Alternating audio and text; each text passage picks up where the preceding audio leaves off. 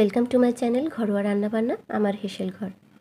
আজকে আমার হেসেলে বাটা মাছ দিয়ে ডাঁটার ঝোল। এটা বানানোর জন্য প্রথমে কচি কচি ডাঁটা আঁশ ছাড়িয়ে লম্বা লম্বা টুকরো করে কেটে নেব।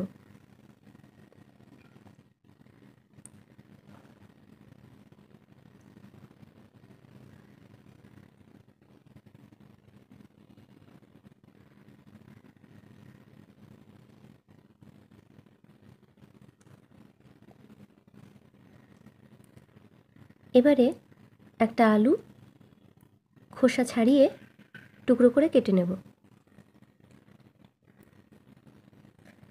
অবশ্যই আলুটাও ডাঁটারই মতন লম্বা করে টুকরো করে নেব। এখানে আমি বাটা মাছ আগে থেকে পরিষ্কার করে ধুয়ে লবণ, হলুদ, লঙ্কা গুঁড়ো মাখিয়ে কিছুক্ষণ রেখে সর্ষের তেলে ভেজে তুলে নিয়েছি।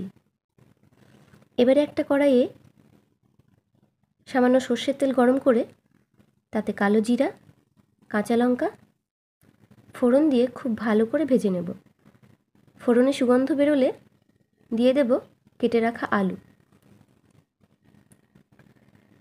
আলুটা একটু নেড়েচেড়ে ভেজে নেব। এবারে দিয়ে দেব কেটে রাখা ডাঁটা।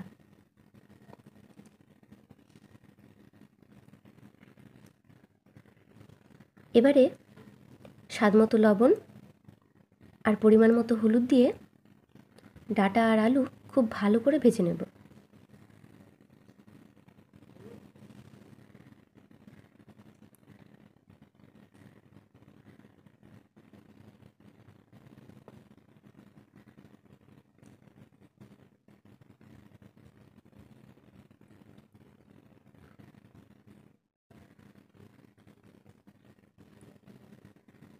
হলুদের কাঁচা গন্ধ চলে যাওয়া পর্যন্ত ডাঁটা আর আলুটা ভেজে নিতে হবে।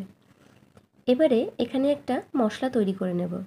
তার জন্য কিছুটা গোটা কালো সর্ষে, সামান্য জিরা আর কয়েকটা কাঁচা লঙ্কা আর সামান্য লবণ দিয়ে পেস্ট করে নেব। আমি শিলনোড়াতেই বেটে নিয়েছি, তোমরা চাইলে মিক্সিতে পেস্ট করে নিতে পারো।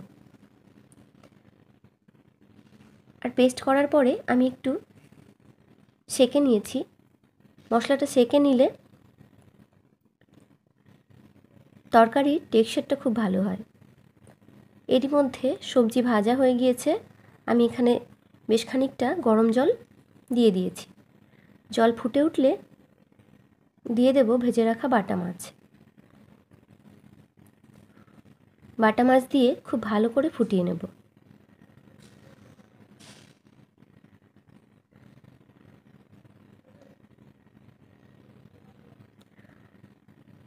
ফুল আঁচে খুব ভালো করে ফুটিয়ে আমি তরকারি অলমোস্ট ডান করে নিয়েছি।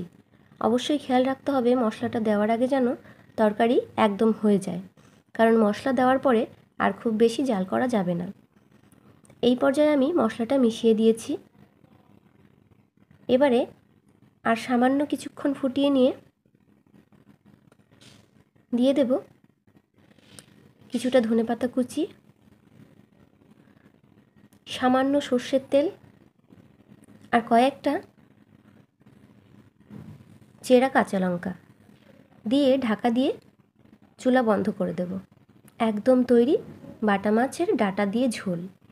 গরম গরম ভাতের সাথে অনবদ্য খেতে লাগে।